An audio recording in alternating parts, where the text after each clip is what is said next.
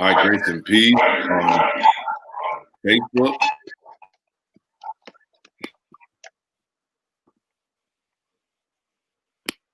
All right.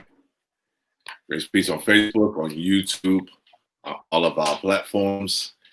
Welcome to Prophets After Dark. We're so glad that you're joining us. We'll give you a few minutes to come on in.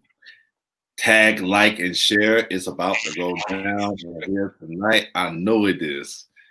And God has something that you need to hear.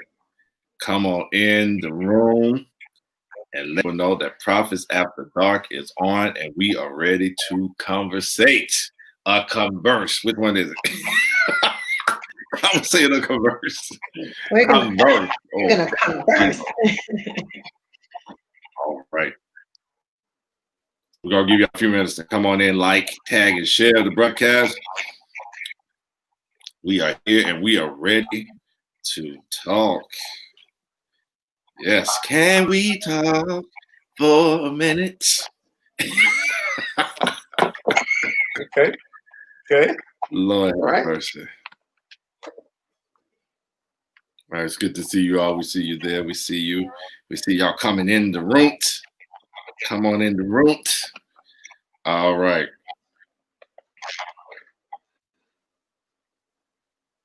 So we're going to get started because we are a few minutes delayed in getting started. We want to make sure that we are able to enjoy our full conversation tonight. Again, grace and peace be unto you from God our Father and from the Lord Jesus Christ. Welcome to Prophets After Dark, a raw, real, and relevant perspective on real life stuff. We don't hold back. And if you have never been here, put on your adult seatbelt because we going to have some real conversations. We've been talking about Black love. Yes, we have been talking about Black love. And so we're going to pick up where we left off last week. It was so hot last week. We almost couldn't finish this broadcast last week. And we ended with a statement by my good brother, Prophet Ralph, the Hood Minister. He said, don't nobody want no ugly good woman, and don't nobody want no pretty bad woman. Now, before we dig into what that means, I want to ask, I want everybody to just say hi, hey, and greet everybody, and tell them when you first heard Ralph say that last week, what went through your mind, honestly? And then I'm going to ask Diane and Rita, and then Ralph tell me, when you heard yourself say it, what did you say to yourself? And I'm going to tell you what I have to say. And then we're going to read our scripture to frame that phrase you gave, and we're going to get this party started. So go ahead, Diane, greet us and tell us what came to your mind. Grace and peace, everyone. Good evening. I said, true that. You know, at the end of the day, we want to meet somebody that's pleasant to our eyes. But what will really keep your attention isn't just look. So I didn't disagree with Prophet Ralph. True that. Gotcha. Thank you. Hi, Pastor Rita.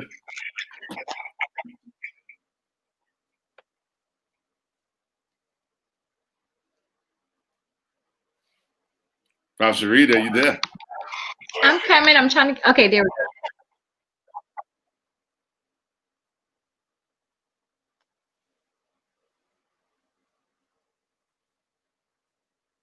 Can't hear you, Prophet Sharita.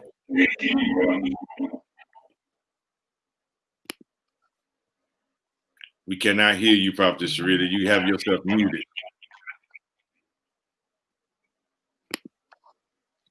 We can't hear you, Prophet Sharita.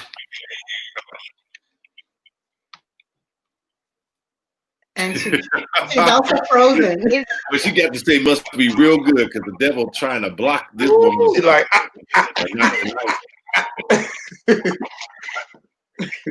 You keep muting yourself back. Stop playing with that button. Can you hear me now? Yes. yes. Stay right there. Something's wrong with my button.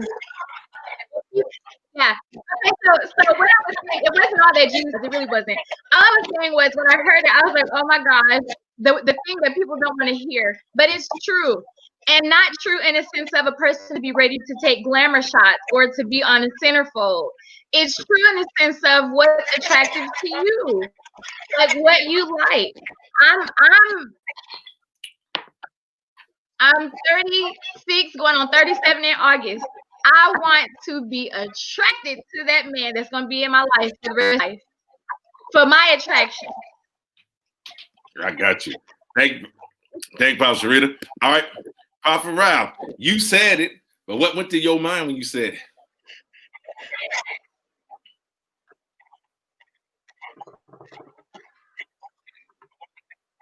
Prophet Ralph. Well, mainly is that people settle because of what a person have going on.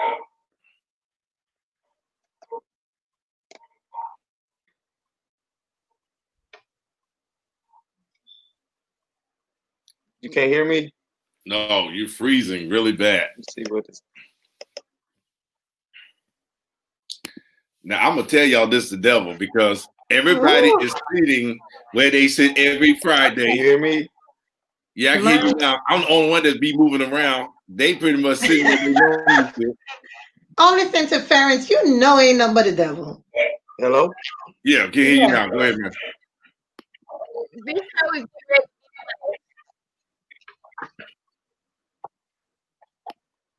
Go ahead, Ralph. We can hear you, man.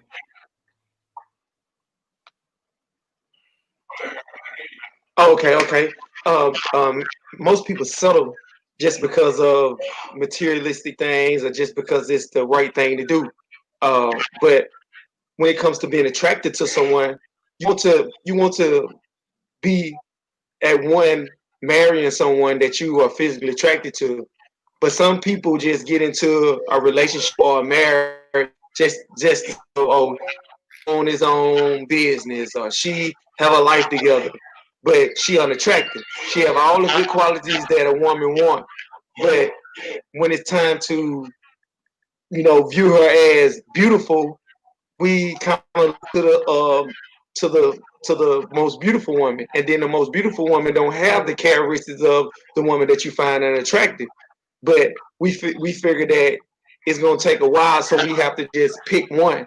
And I was saying that I don't want a ugly woman, a ugly good woman, and I don't want a bad pretty woman, a pretty bad woman. I want both. I want a woman that I can be attracted to. She's smart. She have a life ahead of her. She have a life on her shoulder. And I just think people settle because of the ideal of this what it's supposed to be, and the ideal of, hey, this beautiful, and you need both. All right, thank you. Listen, let me tell you something. Balance is important. And people need to stop feeling like they have to settle or negotiate one thing for another when God can really give you your heart's desire. And so you have to be honest with yourself about, listen, appearance is true.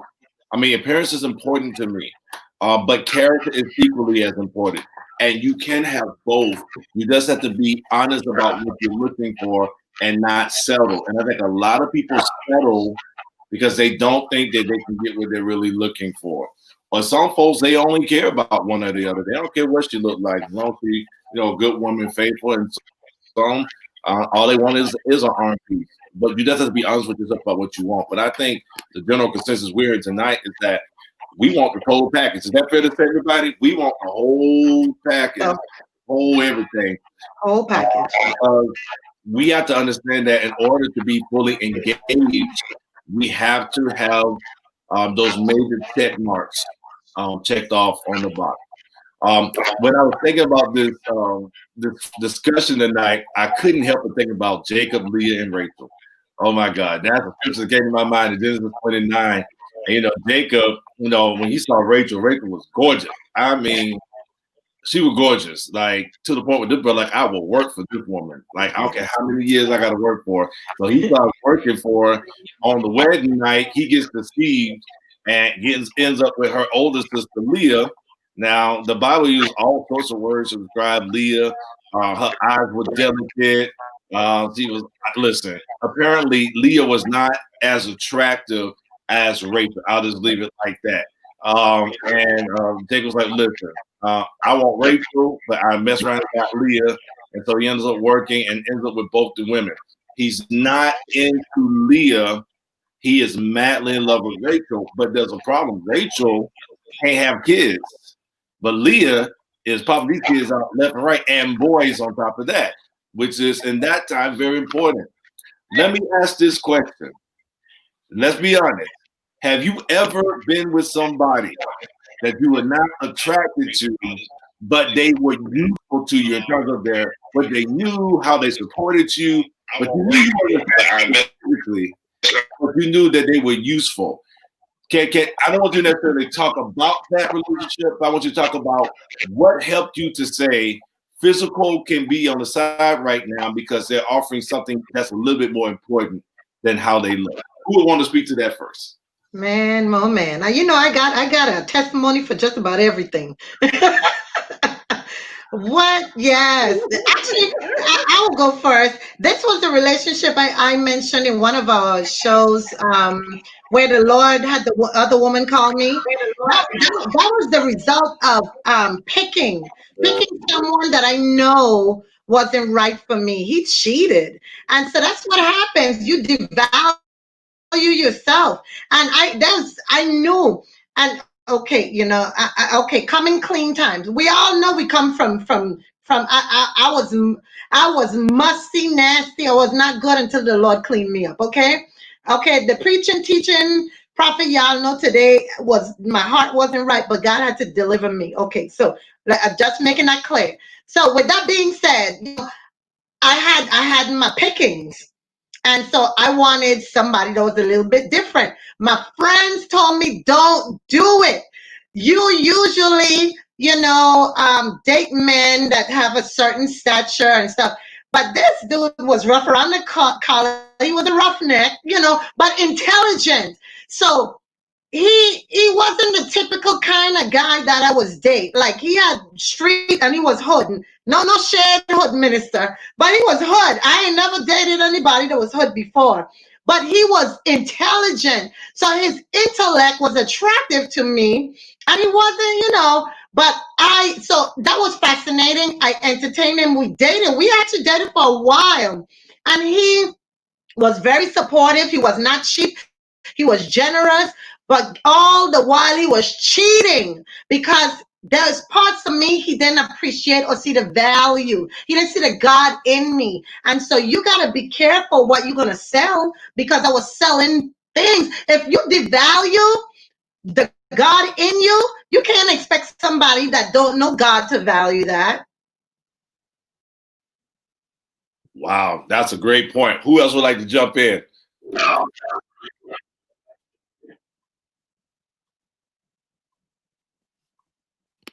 So, so can you guys hear me? Yes. Can you hear me? Okay. So to that point, Prophetess Diane, oh my goodness, don't we get into relationships as women of God, and sometimes that man prefers Diane or prefers Sharita, but wants to do away with the prophetess. That's what you said kind of brought out to me as it related to a relationship. I can't kill the prophetess. She's there. I try to hide her. I don't talk about her. But at some point, you're going to wonder why I'm always praying. At some point, you're going to wonder why you feel weird when I'm looking at you, and I'm not trying to make you feel that. At some point, I want to be at church. So anyway, it's going to come out. But to answer the question, I think it's important to realize where you fail in those past relationships goes to that answer. Yeah, I've been with, someone that did not look on the outside. The majority, I would say, of my relationships, they weren't very, but they're always very intelligent. And that supersedes and looks like on the outside for me. Never again will I just completely bypass the outside.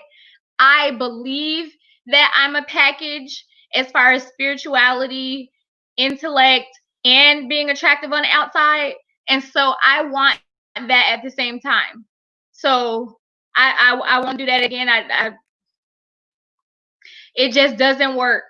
I love the intellect and all of that, but when it comes time for me to remain attracted, it's just not there, you know. So that's I Yeah. don't know why it seems like you guys can't hear me. Yeah, we can hear you. It's just some delays, a lot going on. But we're just going to keep pushing too. We may pull it in a little early tonight because there's a lot of technical difficulties going on, but it's all good. Again, like I told y'all earlier, we know what we need to do. We're going to fix this problem. Um, but I think for me, and I see Victoria Du Bois is on here. Du Bois, I hope I'm saying your last name right. If I'm not, please forgive me. There's men settle too, and that's very true. Men do settle too. Because again, we don't feel like we can find a total pack. And here's another thing. Sometimes my past experiences, when I've dealt with really pretty women, they usually were a handful. They had a lot of emotional baggage. They were very demanding. And so after a while, you're like, you know what? I'd rather have me an ugly woman that can treat me right and act right than have me some pretty girl who just like is demanding and there's a whole lot going on with her. Like, it's just a whole lot going on with her, and you don't feel like going through all of that. And so you just rather have peace. I'm telling you, men value peace. And so a good man would rather be in a house with a decent looking woman or a not so attractive woman who is peaceful, who is supportive, who contributes, than have a girl who looks good and shaped good and can satisfy, sexually and sensually, but this is naggy, got daddy issues. A lot of pretty girls got daddy issues. Let's just call it what they got, daddy issues, right? And so they want you to be their man and their daddy. And I can't be both your man and your daddy, And so how that comes out is this entitlement. You gonna do this and you better do this. And this is what they have, all these expectations sometimes. You like, where are all these expectations come from? I'm just trying to be your man and you want me to make up for some other stuff. And that's just my experience. I see some of y'all, I see my sister's face, y'all look at me like, I'm just saying. I'm just saying that's been my experience. And so sometimes you like, listen, I'm tired. I just rather, I don't know. Ralph, are you back with me? Are you back with us? Come on, help me, brother. Don't leave me out by myself. Ralph, you there? I don't know what happened to Ralph. But so hear me say that daddy issues. Let's talk about daddy issues. Sharita and Diane, what y'all think about daddy issues? Is that valid? Do y'all know what daddy issues is? Well, I'll tell you, for years I've been working with women in ministry in terms of counseling, and I find a lot of women have more mommy issues than daddy issues. You'll be surprised. You'll be very surprised. Yeah. There's a lot of. So what's the difference Mhm. between mommy Ooh, issues and daddy issues? yeah, a lot of women have a lot of wounds that are connected to their moms. You'll be surprised. And in therapy, that comes out much more so than daddy issues. I think what becomes popular is the lack of fathers like me. I can relate to that. The lack of having a father and the role model that comes through the parentage of having a man in the household. So therefore, there's a lot that you learn from your mom. But what if your mom doesn't know, was never, she didn't get that kind of teaching. She didn't have a role model. She doesn't know what a healthy relationship looks like. Then you see, then you have a cycle that continues. So I can speak on that, but that's where you oftentimes find the woundedness that's connected to the mom, in addition to the absence of a dad. You see, but you'll be surprised what comes out in therapy. Oftentimes is a lot of, they gotta forgive their mom. They gotta let go of a lot of hurt and stuff that's connected to the mom, and not being so overbearing, having these unrealistic expectation of men, because they're modeling things that they were taught. You see, so that's what I mean by that. Yeah. I think it's fair to say it's on both sides. I think Mhm. because listen, men got mama issues too. That's why a lot of men don't want no woman. Either don't want to be in a relationship or don't want a woman, period. They want a man, or they just want to be by themselves because they got mama issues. All right. But then, as someone said on here, a lot of men got daddy issues too, as well. So I think there's something to be said about the type of relationship or lack of relationship with parent, either parent, can have an impact on how we show up in relationships and what we expect. What do you say, Prophet Sharita? Yeah. So I can speak on it to a certain degree, but not that much because I had my grandfather. Um, my father was not in the house, but I would say I had a relationship with him over the phone. Whenever we were able to good personal relationship with him, and my grandfather, he instilled the word of God in me in our Bible studies. And so I I I don't feel as if I felt a void in the area of having a man in my life. I feel like part of my issue has been wanting to have my grandfather wanted to have my grandfather again, has been my problem. But I definitely, can see with my daughter, I have to keep her grounded, keep her in the word. I see, probably like 2 years ago, where his absence really was trying to take a toll on her, to send her down the wrong direction. But I grabbed her back in and I sat with her like my grandfather did with me. And I could tell that if I didn't reel her back in, she was going to be a force to be reckoned with, as it relates to that expectation and as it relates to having a hole or an emptiness on the inside of you as a woman that your father was supposed to fill up. Now you're looking for that in your man. Your man is supposed to be your partner. You're there to help him. You guys are supposed to be working together as teammates to build something, to build the kingdom, to work together in careers, to work together in business, to work together, enter in an interrelationship intimately, etc. But you can't even get to that because you're still healing from the fact that you have a hole that your father did not fill up. And so now this man who may not have had his father either coming in, and he like, wait a minute. Okay, once you get past the surface, once you get past the makeup, once you get past the beauty or whatever she looks like on the inside of her, there is a deep well that God wasn't able to fill up, her father wasn't able to fill up. She's looking for you to fill up that hole. And you like, I don't come equipped with being able to fill up that hole because God didn't create me to fill up that hole. You got to get that hole filled up, young lady, before you get with that man. And it may never come from your father. Jesus Christ is how you're going to fill that hole up.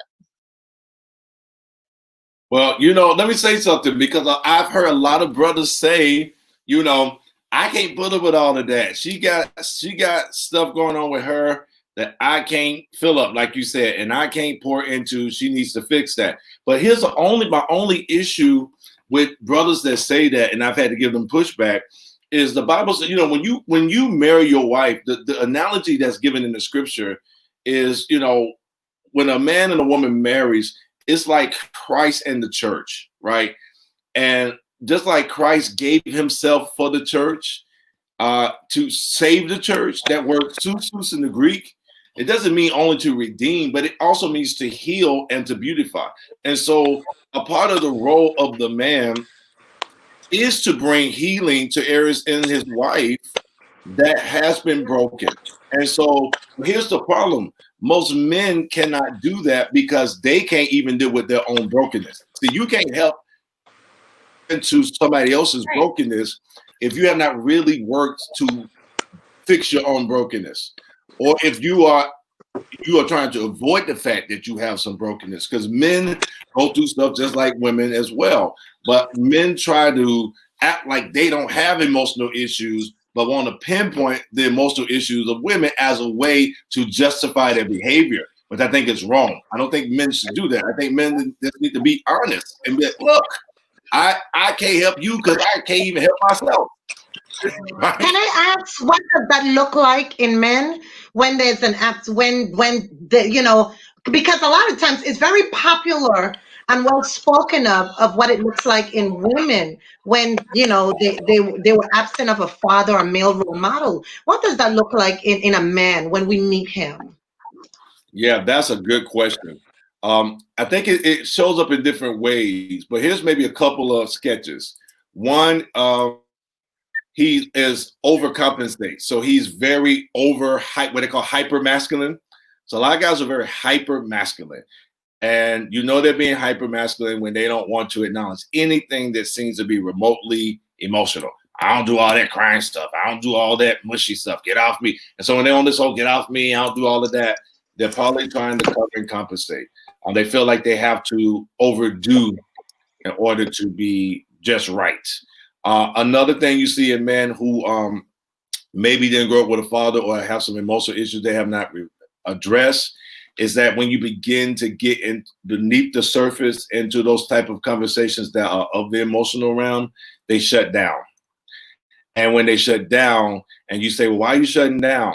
They have a lot of excuses about why they don't want to go there. And they sound legitimate. And I understand, we all have gone through hurt. But after a while, at what point do you start opening up yourself to talk about things that have hurt you in your past as a man? Because here's the thing: if you don't trust that woman with your emotional self, then leave her alone. Don't even mess with a woman that you can't trust with your emotional realm, that you can't trust to share stories from your past of where you have been hurt, where you have been disappointed, where you have been betrayed.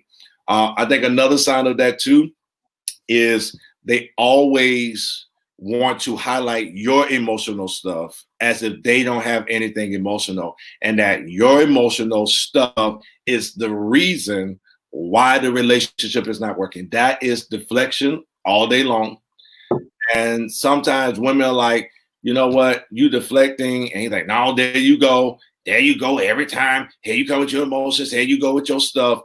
And they like use what you have shared with them against you, which to me is below the belt. That's hitting below the belt. My. Use what this woman has confided and shared with you, um, against her as a way to avoid getting into deeper issues. He never takes responsibility for his complicity in issues. And so these are all this kind of telltale signs. Another one, he has no problem sleeping with you, but cannot express intimacy.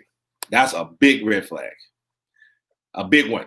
Oh, so when it comes down to rolling around in the sheets, he know how to lay the pipe and he know how to do all that stuff, but he can't hold you. He don't want to cuddle with you. He don't want to talk. He can't. He cannot engage with you if it's not connected to sex. Cut off the sex and see if he can connect with you. Can he just look you in your eyes? Can he hold your hands? Can he listen to what's happening to you and not be like, you doing the most, you doing too much? Those are really all things signs about where he's broken on the inside. You know what I'm hearing, especially, I studied childhood development, which is part of my, acumen. It sounds to me like having a lack, and I can probably relate to some of that. Having the lack of, and it goes with both the mother and the father, but there is a lack of emotional development and intelligence that happens when, either the mother or the father is missing in the picture, or someone who can fill that void. Absolutely. Anything you want to add to that, Mother Teresa? Well, I would say, whoo, that's a subject. I'm telling you. I study early childhood education as well. And children are definitely one of my passion areas because of the fact that it begins with them and what they're going through, especially since I have a daughter. And so, yeah, not having a father or not having a father figure, because your father could still be in the household or your mother could still be in a household and still be unavailable to you in your development in that area. Yeah. So I would say you're going to look for what you saw. If you did not get anything, for it in a boyfriend. You're going to look for that love, again, that empty space. You're going to look for something to fill that empty space, whether it be something going on, you're going to get involved in something at school. Typically, you're going to get involved with the wrong kind of boy because you're going to want to try to bond with what comes easiest to you. It comes easy to get a little boy, bond with him. Now, you're in a relationship and you're looking for him to fill a space. And then he probably didn't have his father. At the end of the day, I think that it's important for us to, as we've been speaking about, judge ourselves men and women, period. Build ourselves as a separate whole individual before we get into that relationship. And again, to your point, Apostle, once you get in that relationship, take the onus, to say, I'm in this relationship with you. We're married now. Now we have to work on this thing together. I can't pack up and run because you have some issues. When I got with these issues, now that we married, there's no turning back. We have to bring God into this, and He's supposed to be in the first place. Be vulnerable. They have to be willing to be naked. I thank God for the fact that present moment in my life, because if I had been in a relationship prior to this, I would have epically failed at it. For many reasons. And so I'm glad that I'm able to, my space wasn't empty necessarily because my father wasn't there, because like I said, I had my grandfather and I had a relationship with my father, and my mother did a phenomenal job. I had issues because of the wrong choice of men. I had issues because of the wrong choice of men. And I think it's important that we know what our baggage is.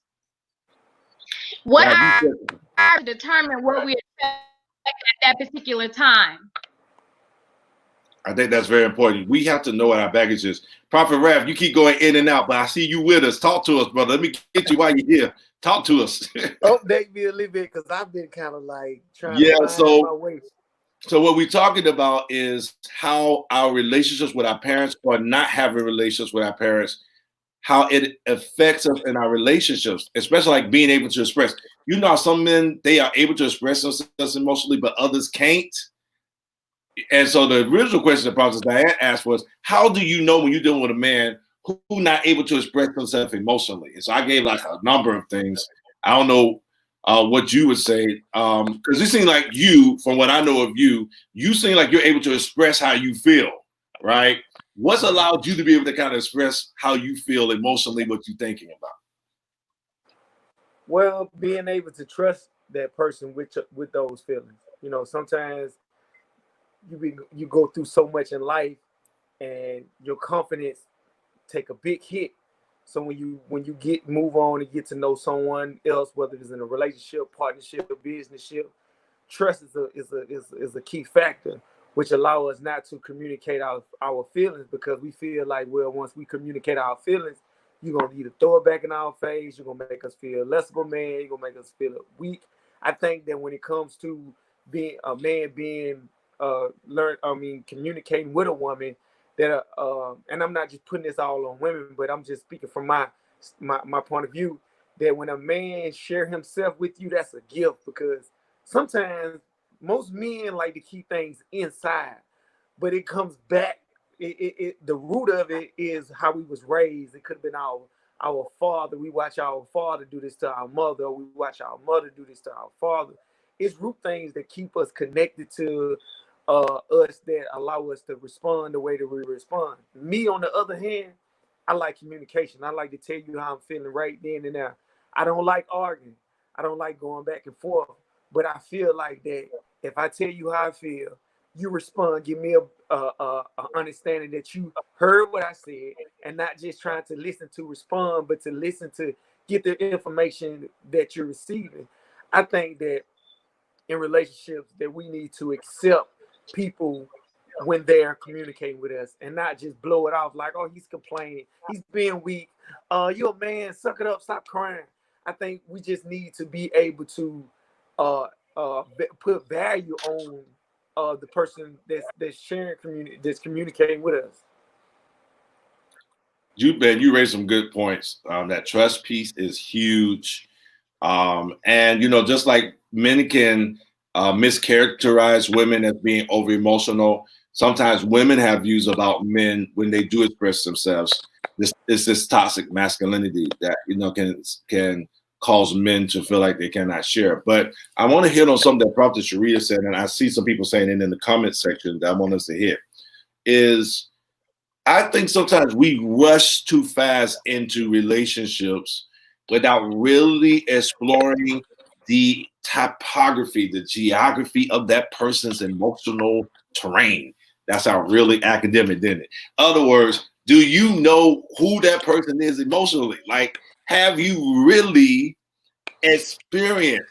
And listen, I know people have this love at first sight, and I believe in love at first sight, and people can meet somebody and y'all just click like that, and 6 months later y'all together, and 3 months later you together, whatever. I've heard those stories, and people have been married for 50 years and 30 years and all of that, and so I'm not discounting that. I have come to learn that you really have to see, and this is a principle I really believe, you have to see people at every season of their life, because who they are emotionally in the fall of their life may not be who they are in the spring and the summer of their life. And as you see them in different seasons of their life, different settings, see how they respond to different life situations, you get a better glimpse. You'll never learn everything about anybody. Because even when you get married or get into a committed relationship, as people evolve, they begin to display different aspects of their emotional self. But you can at least get an aerial view, a kind of large view of who this person is emotionally. So my question would like to hear y'all speak to: why do you feel that people just jump in without taking the time to discover what is their baggage? What triggers them? What did they learn from their family or their parents that they're gonna bring to this relationship that I may or may not be able to meet or even want to meet? Why do we rush in without finding out all this information? I'm sorry with you, Ralph, since we still got you here. Right. Sometimes it's competition, man. You'll leave a relationship. You'll leave your ex-boyfriend, your ex-girlfriend, and try to move on. And then you'll go on Facebook and you'll see that she posted a picture with another man, and he did propose. Oh wow, he proposed. Now she engaged again. Now it's like now you feeling like you're behind. So it allows you to try to match what you see your ex doing, match what you see your sister doing, the people around you. It's this competition. One of the reasons why we just jump into things. We be trying to make other people see that, hey, I'm important too, and I got a ring on my finger. This is this. I just bought a house. This is this. And all this. I think that we be trying to compete with the next person, and we just need to really just take our time to get to know a person. I call it the 3-month rule. I get to know you in 3 months, everything about you. And I've been knowing a particular female for about 2 months. And now we're not dating or anything, but we've just been knowing. The first 2 months, oh man, amazing. For real, like I like you. I vibe real good with you. Then out of the blue, it's like, whoa, like what happened? So it's like it allowed me not to get in my feelings because I'm not even feeling you all the way like that. But if I was, you'd have had me so down right now with this toxic behavior. You would have had me so my day thrown off. So I took the opportunity and the time to get to know a person. I don't blame them for the way that they respond to me. I just say, hey, you just not the ideal person that I need in my life. You very beautiful, but you're so bad for me. So it's like that's just an example, but that wasn't anytime soon. But it's just an example of in my life dealing with relationships that I have came across something like that. Yeah. So you said so people it's competition, or as we call rebound. That's another word you Right. can use. We just rebounded. Because I'm sorry, you can't tell me you was in any marriage, any significant relationship for any period of time, and you just up and you in another relationship in months. No, sir, no, ma'am. I don't think so. And listen, Married. leaders. I know some But leaders, like pastors and leaders, who you just got divorced and you already talking about you getting married again Already 3 done. months later. What are you doing? And what example are you saying for people? Anyway, let me get off that. Somebody said, I think Johnny Taylor said, people rush relationship because they want to be rescued. Lord Jesus. Make it plain. You have a meal ticket out. Listen, I know that's why I don't like to tell people what I got. Some women they see, oh, he got a nice house and a car, and say that, oh, he my ticket out, me and my children. I can tell. Let me be quiet if I get okay. Go ahead, what you gotta say? Confident mess up. Don't be quiet. Make it plain. So for me, I'm going to speak for myself.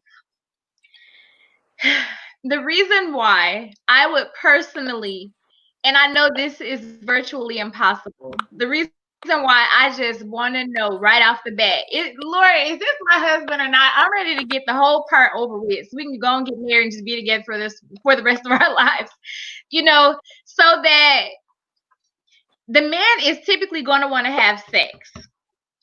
Typically. Oh, just the man want to have sex? They're going to want to, a lot of them are going to want to have, I haven't been in a relationship where sex hasn't been a barrier. Hold up. The women ain't going to want to have sex. I'm talking about me. It's not like the man only want to have sex. I'm talking about me. Oh, she root for the lady. She ain't being biased. Oh, you talking about you. Oh, he going to want to have it. You don't want to have it.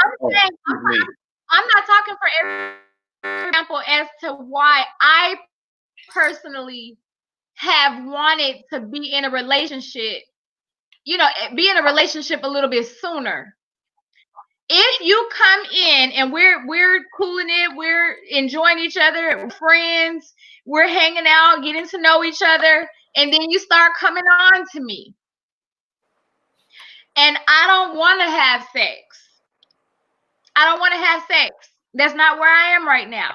But you're adamant about having sex, then that means that you are ready to get married, or you need to be patient, or I'm not the one. Because I think that a lot of women are just busting down real quick just to get the man. And then you know what? That man going on and off and being with the next one a lot of times. He's not marrying you either if you're giving it to him. That is one of the reasons why, if I meet somebody, I won't say that I would rush, but I'm not looking to have sex. And a lot of times, if I come up with like, hey, if you're trying to come on to me, then, are you interested in marriage? Because at the end of the day, I'm married. So if that's not where you're looking, that's not where you're going, if that's not what you're ready for, then we need to back this thing all the way on up and stay in the friend zone. They don't want to be in the friend zone, though. They want to have a sexual relationship until they're ready to be in a relationship. And that's fine. You just can't do that with me. You just can't do that with me. My husband to meet me consecrated. I got you. So let me say two things and then Prophetess Diane. So one, I agree.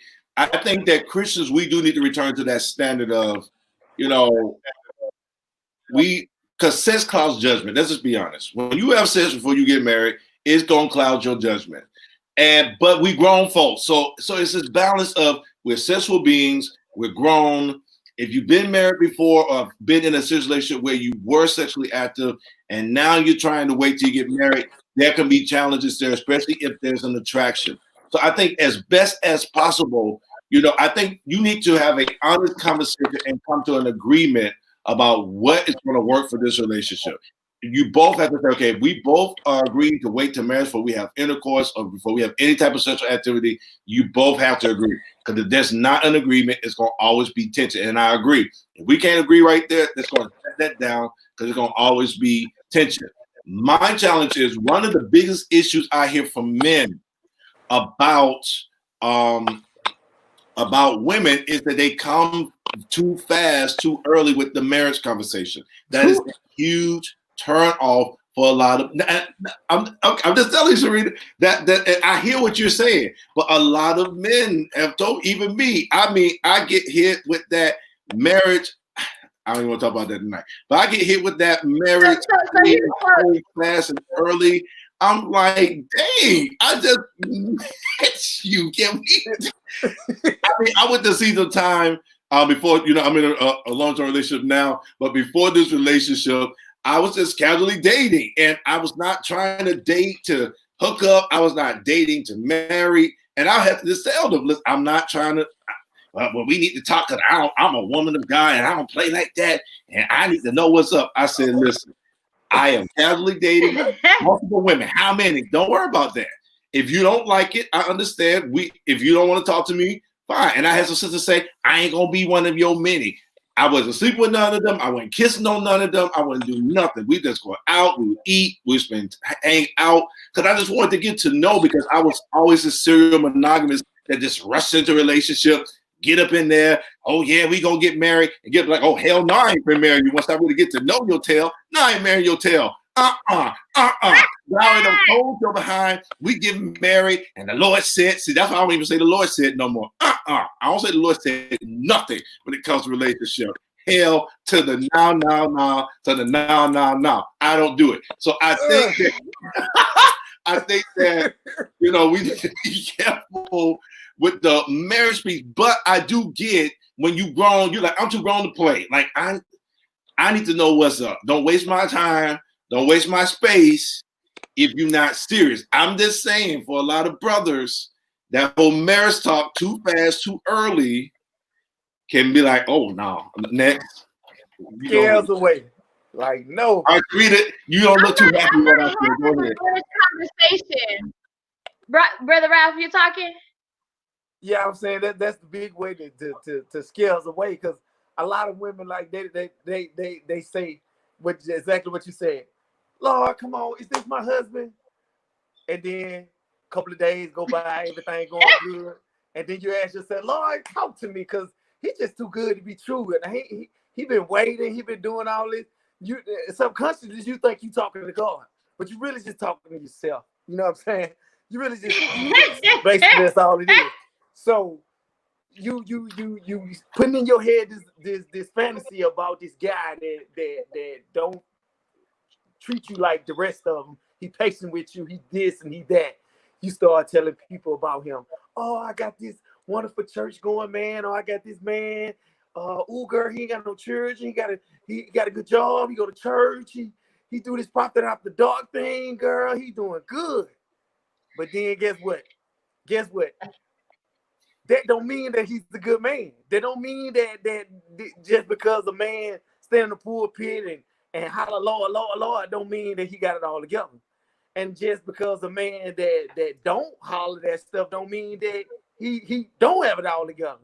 So what you got to understand is that you have to fast, pray, meditate, all that stuff, and let time. Don't be trying to rush and say, oh, is you my husband? Let the man hunt. If he there with you, if y'all dating, he can still hunt you while y'all dating. Let the nigga hunt you while y'all dating. Let him hunt you. Just give why it time. Why the women gotta hunt us? Why can't we hunt y'all? Hunting is fine. Just don't sleep with her. Sleep with her causes a woman is a bearer. She don't need to give it up. Receives. You talking about don't sleep with her? Listen. That was it's not. I try to rush a man. If you coming at me and you're trying to rush into the bedroom, then you need to be trying to have a conversation. If that's what I want to do. If that's not what I want to do, then but if I'm interested in him, if you try to cross over into the next zone and there's something that ain't right with that picture to me. That's what I'm saying. You're trying to cross over into having sex, and you're afraid of commitment, and you still haven't healed from your past relationship. Then you don't need to be trying to pursue me. That's what I'm talking about. I agree with that. Right. I'm talking about this. Well, Well, let me get in on this right here I because the said question she's is ready why we for rush, right? She, she's still going. Listen, Sharita, first of all, I to answer that question, this is my take on it. This is my take. And I think it always goes back. Everything we do will always be there will always be a direct link to what God said we're gonna do and what we're not gonna do. Have yes. your mind renewed and guard your heart. So we rush because it tells us where our emotional health and our mental health is. Plain and simply put. Mm-hmm. If we're honest, all of us, we have rushed into things, and you can backtrack and see where your mental state was and your emotional state was. You make premature decisions because you're going to satisfy one of those two things. So if you're not emotionally healthy and ready, you're going to satisfy the lack in that area. And if you're not mentally stable, you're not healed from what has happened in the past, you're going to be a serial. You're going to always be trying to be married to everybody you meet. You find yourself married five, six times. You'll always be a serial dater, always a serial. Well, I ain't calling nobody out but fornicating. You're always being somebody's bed. You see what I'm saying? Yes. Because you have Yes. to deal. All of us, we all have to deal with our emotional and our mental state. That's what the Lord tells us. This right here, you got to be renewed. You got to renew your mind into what the Lord is telling you what is right, and you got to guard your heart. So I would say those two things. I got to check where we are. That's why a lot of women would be with the same guy for 7 years. You sexing him up, you keeping his house clean, you take care of his children. Matter of fact, you probably gave him two or three, four of them, and he turn around and don't marry you. Yes. And within 6 months, he marries a Yes. chick. And you're like, what? I invested my time, everything into you, and that's what you did to me. My And you see, body. and I'm going to talk about it from the women's perspective. You see that happening time and time again because guess what? You were not emotionally well and not mentally well, that you allowed a robber and a thief to do that to you. And so he knew. Now, I'm not going to negate the fact that he is wrong for doing that. We should never do that to no one. If you know that you're not going to marry that person, let them go. It is wrong. It is corrupt. You are thief. You are thief. You are thief. You have taken so much from that person. And you know in your heart you didn't want to marry the person. That's wrong. And I truly believe a lot of times when people do that, because I always say to a person, how you enter a marriage is going to say a lot of what you're going to deal with in that marriage. We got to get healthy. You see what I'm saying? And I agree with what the brothers are saying. I agree with what you're saying, Sharita, because we all have deposits to make in what we know have not worked and what we hope for. Man, yes, the Bible tells us that that man is supposed to choose his wife. A lot of us we set that up. We thinking that we winning, but you're not gonna win if you're trying to set this thing up. No, you gotta let that man choose you. Now, God speaks to his daughters. Man, you guys gotta know that God speaks to us. He's gonna let us know. Oh, you know, you need to get yourself ready. Pray. Pray. God will speak to us, but God ultimately is going to have it in that man's heart to pursue. Am I wrong about that, guys? God is going to tell you. Yeah. God will tell a man, and a man, we will know, but we Yes. still want to approach at our timing. But that's why Yes. a lot of women are just like, they're like, I want to know now. You need to tell me now. And even though, and God will speak to you. If you're a godly woman that's spirit filled, God will show you and speak to you. He will And tell keep you. your mouth shut. I think a woman is out of order for you to go tell a man, well, God told me you're my husband. The devil is a liar. I've had men do that to me. You are Man, so right. that's the quickest way you'll see me run to sprint. Okay? Don't tell me. Uzi body. No, I'm not, I've had men prophesy to me. Especially when they come and prophesy. There's a way to do everything, and I truly believe I'm gonna know in my heart that you're, the same way. But yeah, you got some women that they date you for a week and they already picking out the wedding dress. Come on, Lord, I've heard it. I've heard it all too. So yeah, we're faulty. Men are faulty too. There's men that do the opposite. They court you. They take you out to look for the ring. They promise you marriage. They do all the right things, and no, they have no intention of sealing the deal. Yeah, I think that's wrong. I agree. Yeah, It's it happens deceptive. both sides. But let me ask this question. I'm going to get real controversial, but hey, we're prophets after dark. What if you wait until you get married, have sex, but that sex is whack? I mean, that sex is terrible. It is not good. You're like, what the world just happened here? I don't waited. I done got, and God, this is what I got. Man, I have dealt with that in therapy with a couple. Man, I said, look, this is how I dealt with it with that couple.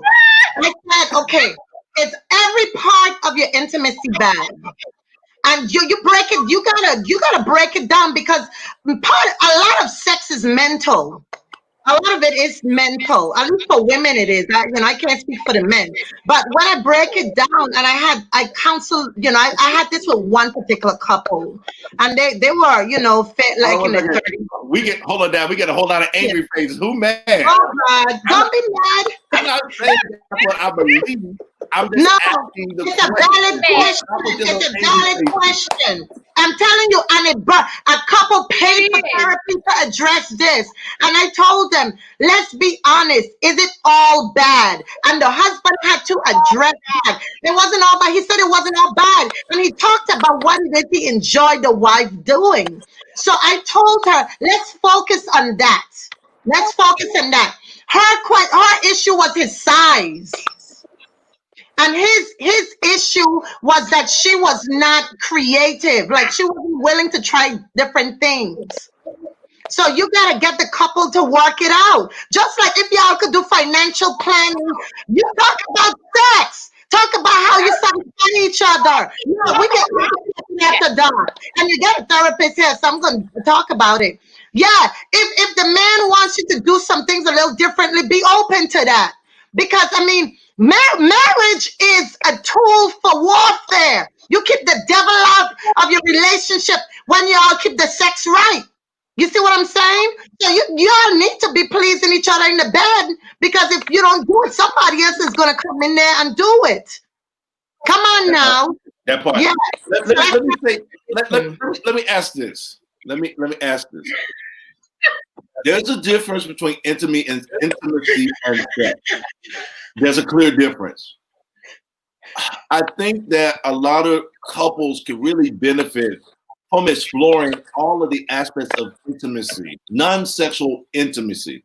And one of the things I've learned is that when you really begin to explore intimacy, it will tell you a lot about who they are sensually and sexually. So even if you've never had sex, let's say you're a virgin, you can learn a lot about who this person may be sexually, even though they may not have had sex, by how they enter into intimate space. How are they if you're just holding hands? How are they if you just a peck on the lips, on the cheek? What does that feel like? What does it feel like to look at each other, to just be in each other's space? Cuddling would tell you a lot, right? People are like, well, I can't cuddle because I can't control myself. See, that's a deeper issue. If you can't cuddle and can't control yourself from going all the way there, that's a horse of a different color, in my opinion. So I think that's why Sharita brought up love languages. That is why it's good to know that, because that's another way that you can tighten your bond. You see, knowing what really does it for your partner. So let me pull this out and say this, because I think this is important. Prophetess Diane just said it a few minutes ago, is you have to be aware of yourself, and you have to be emotionally, mentally healthy. Marriage is for grown people. Point blank, period. It's for grown people. Serious relationships. That's coming even out of marriage. If you're in a committed relationship, it's for grown people. Relationships, period, are for grown people. And I'm not talking about numerically grown. I'm talking about emotionally, mentally grown, spiritually mature people, because the devil hates relationships. He hates covenants. He fights covenants. So if you enter into something that's serious that God has ordained, I don't care if it's business, ministry, friendship, intimate, whatever, the devil is going to fight it. So you have to be mature. A part of emotional maturity is self-awareness. When you start looking at EQ, emotional intelligence, the first step is awareness. You must know yourself. And once you know yourself, then you can regulate yourself. So a part of intimacy in a relationship, as these ladies are saying, I'm just kind of providing more kind of like a framework, is get to know yourself and the person you're with. So reading the 5 love languages, discussing the 5 love languages is a form of intimacy, in my opinion. Something that me and the young lady that I am dating, we did an expectations sheet. We went through and we talked about what do you expect, because expectations can make and break your relationship, especially if you don't express them, and especially if the other person has not expressed that they're willing to do it or can do it. You know, so we went through and we have like parenting. What are your expectations of parenting? What's your expectations about household? Expectations of management? What's your expectations about intimacy? Take time, but no, we want to be in the bed. We say, well, I want to rub and kiss and hug and no, get your butt out the bed and sit down at the table, sit down on the couch and start talking about expectations. And you may find we're not even compatible in the areas of expectations. Here's another thing: personalities. Personalities destroy a lot of relationships because your personalities just don't mesh. Do a Myers-Briggs. You go online and do a Myers-Briggs for free. Find out, what are you? Are you an ENFJ? Are you an INFJ? Who are you? And what does that mean? There are tons of books out here that can tell. It's almost like the book is prophesying. When you start reading these profiles about people, like the book is prophesying. How you know that about me? And so as you learn about yourself and learn about who you with, that is intimacy. And then you get to say, this is a good match for me. This is not a good match for me. But because so many of us are out of, I'm going to say it, so many of us are out of control in our sexual realm. Lust. One of the sisters, she keeps saying lust. I ain't know it what you said. You right, my sister. A lot of us are being driven. A lot of us are being driven by lust. Lynn Taylor, I've been seeing you. You right. Lust and brokenness in those areas and previous violations that have not been addressed, or trying to cover up stuff, or trying to prove to people. All sorts of reasons can drive our sexual behavior. And there's some people who just like sex. So all of that gamut, wherever you fall, nonetheless, we have to understand that as Christian kingdom people, we have to work on managing ourselves in that sexual realm. I'm telling you, because even if you are, well, I gotta have it, and you start having it in a relationship and you get married, if you have something driving you sexually beyond this woman and being committed to this woman, when you get tired of her, or when the whole shiny thing syndrome goes away, where it's no longer new and shiny, now you need something new and shiny to play with, so then you go find something new and shiny to get with. No, you have to check that stuff when you're dating and courting, and really get to know the people that you are calling yourself trying to hook up with. I've said a whole lot. Let me be quiet. Who want Man. Well, I think it's about the connection when it comes to intimacy, kissing, and those things before you go beyond sex. Those things that you holding hands, you looking at each other with the googly eyes, you biting your lip, that stuff. It's about the connection. Like when you see a person, like I think that when it comes to people say, "Oh, that's my husband," or "That's my wife," they allow their feelings to override what they're really seeing in their mind. So it's just this is what they feel about this certain person. They want this person to be that. But then when you go all the way with it and the connection is not there, that's when you get married and you have sex and it's nothing, there's no connection now.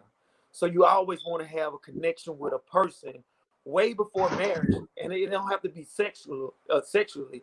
It can be in an intimate way that you know that even when this person holds you and it's non-sexual, it still gets you aroused. It still make you feel some type of way. but you have control over yourself, your mind, and stuff like that. And then when it comes to you saying I do to that person, regardless if that person may be little in size or maybe little in experience, the connection is already there. That that that won't even be a problem because it's there already. But most people like to jump in the relationship, do their thing, and then think the connection gonna come in the back end when the connection supposed to be in the front end. And you gotta respect the front end, that if there's no connection there, then ain't no sense of going forward, you know.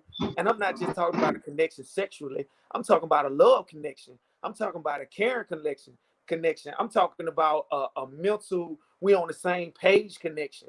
We team players. Like, we don't always have to agree with one another, but most definitely we have the same. We can agree to disagree and move forward, come up with solutions instead of always presenting problems all the time. So I think, like I said, it's the connection, and we need to get it in the front end instead of trying to get it in the middle and the back.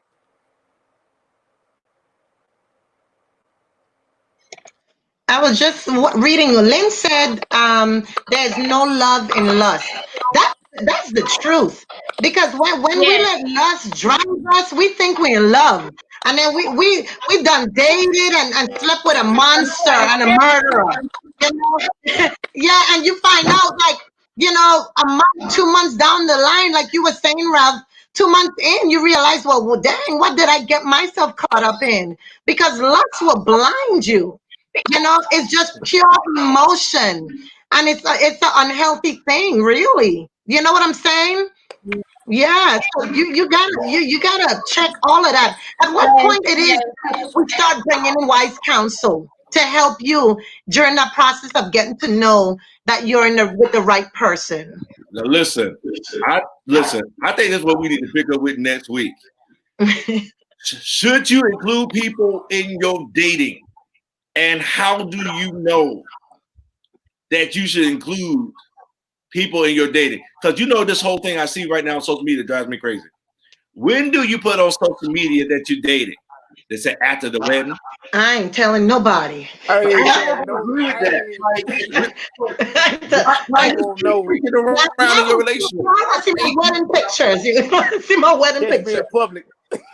Why you gotta hide that you're married? Or why you have to hide that you're dating? What you hiding for? Man, people. Because your business ain't nobody business. People. Thanks. Now, let me be honest. Let the relationship build a little bit before you put it out there, because a lot of times people are putting up 2 and 3 relationships per year. You putting up one relationship after another. What happened to the one you was dating 2 months ago? Then you in another relationship. Now you mad at him, and now we know you mad at him. Now y'all done got back together.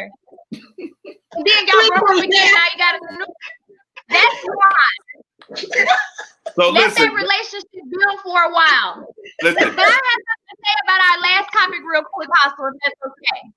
Just real quick. Go ahead, please. Real quick. I wanted to answer the question. Goodness. I want to answer the question.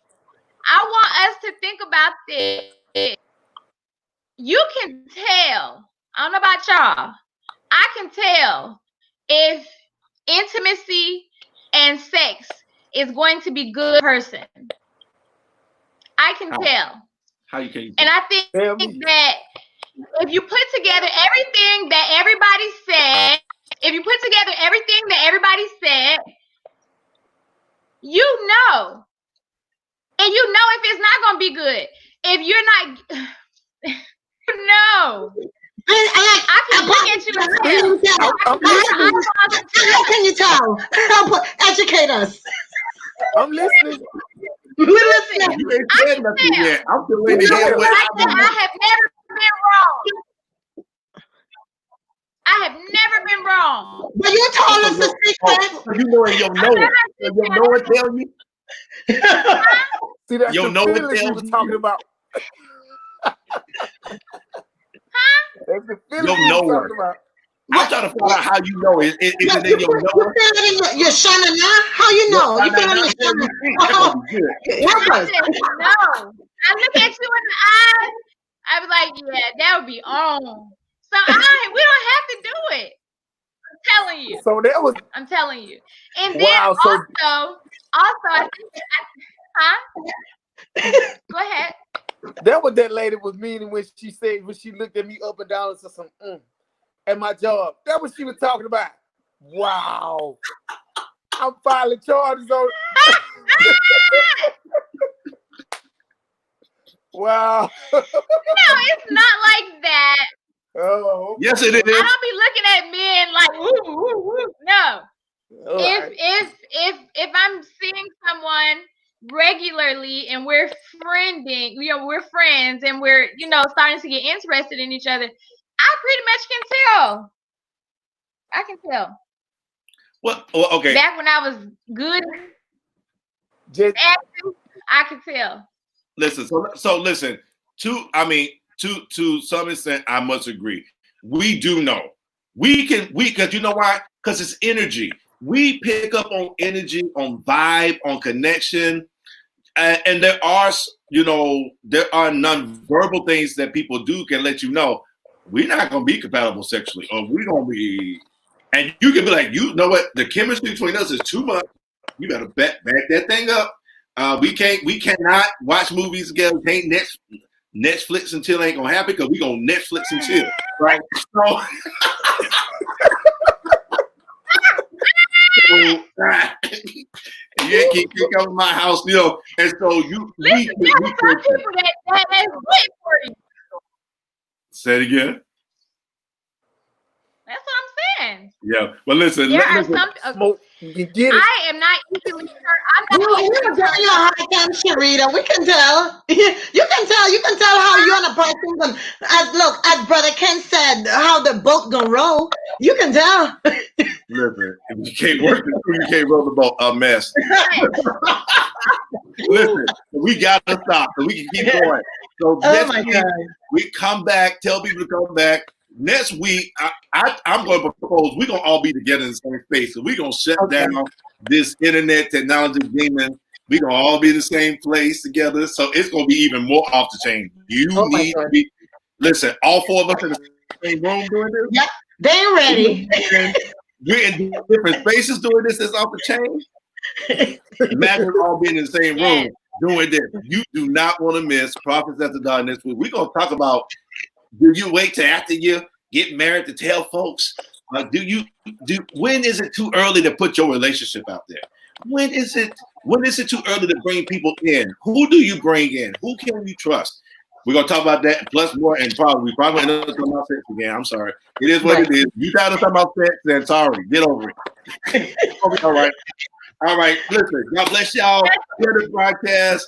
All right, say good night, Prophetess Diane. Good night, guys. I love you. Say good night, Prophet Ralph. Good night. The hood ministers all love. Say good night, Prophetess Sharita. I know, I can know, because I know.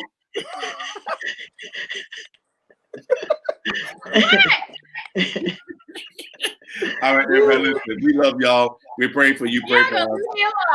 And we'll see y'all tomorrow. Next Friday for Prophets After Dark. Tomorrow, 7 p.m. though Eastern Time, we will have our Creative Arts Innovation virtual open mic. Is going to be hidden just right. So get your chill down. I almost say get your glass of wine. People will send me to hell for saying that. But if you want your wine, if you want your sweet tea, if you want your Coke or your pop, or whatever you drink and whatever you do to relax, come on in 7 p.m. tomorrow. We're going to have the virtual fellowship, and then Sunday 10 a.m. we have our Rock Nation Spirit online. Don't miss it. Good night, y'all. Good night, guys.